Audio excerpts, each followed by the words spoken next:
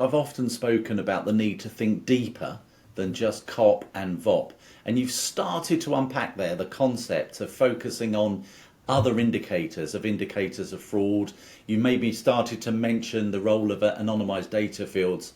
Um, just dig a bit deeper, V, from in terms of the impact these extra indicators of fraud might have on false positives. Yeah, as said, the Dutch banks are now using the first set, just a small set, and we see great results already. You can think of some 20 to 50% in reduction of false positives, which is of course great for the consumers because it's very let's say, they call it in the industry friction, but as a person, if your transaction is blocked, that's very annoying.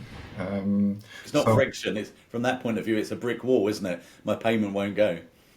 yes, and you have to contact the bank, and the bank has to assure that you are you are you, and etc. etc. So that takes a lot of time and frustration because first of all, most people think they did something wrong. I just have been doing some building. That means I have to do some higher payments to companies I've never paid before. So those are typically transactions that are a higher risk.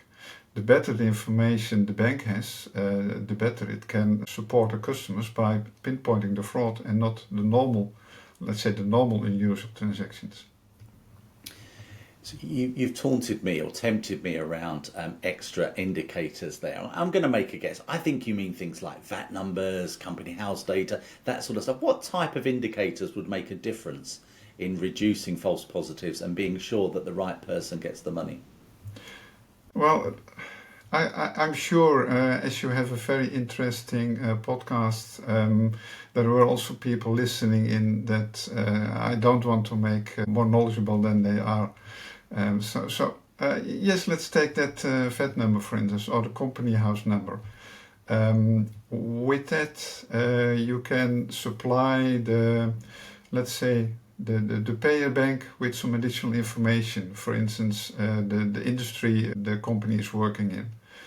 And then suddenly it becomes clear that, let's say, a chocolate retailer is now paying a concrete plant, which of course is highly unusual. Theoretically, it could happen, but in practice, no. And then we also go to a next step. Confirmation of PE, verification of PE is first of all intended to prevent fraud, but it also helps in money laundering. The example I just gave could very well be a money launderer that wants to do the transaction because it's busy obfuscating where the origin from the money is, so the money laundering. If the banks then call them, they'll confirm that they want to do the transaction. Yes, it's correct, it's no fraud, it's money laundering. This kind of information helps the bank both to detect fraud and money laundering.